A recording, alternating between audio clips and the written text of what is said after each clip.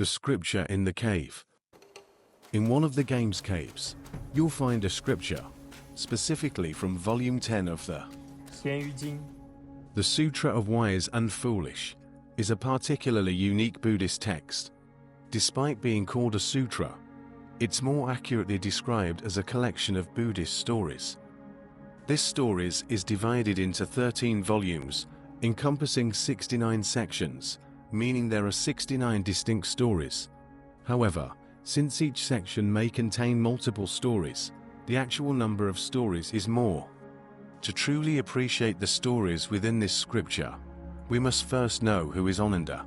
Ananda, revered as one of the 10 principal disciples of the Buddha, was a young man endowed with an exceptional memory. His remarkable abilities led the monastery to choose him as the personal attendant to Shakyamuni Buddha.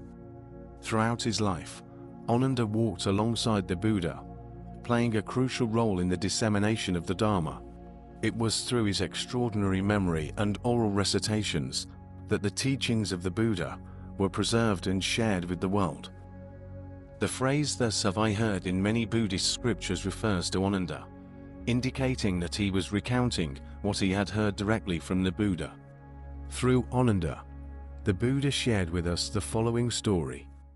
One day, in the Jetavana monastery, located in the kingdom of Shravask, a group of monks asked the Buddha a question: what kind of practice did the venerable Ananda engage in his past lives to receive such immense blessings in this life, enabling him to perfectly remember every word of the profound teachings spoken by the Buddha? The compassionate Buddha began to narrate the story of Ananda's past and present lives. Many lifetimes ago, a bhikkhu and a samanera lived together, devoting themselves to spiritual practice. The master was very strict with his disciple. Not only did he require the novice to diligently study the scriptures every day, but he also sent him out to beg for alms. The samanera had a deep love for chanting the scriptures. However, if the alms collection did not go well, and he returned to the temple late, it would delay his studies, and he would face reprimand from his master.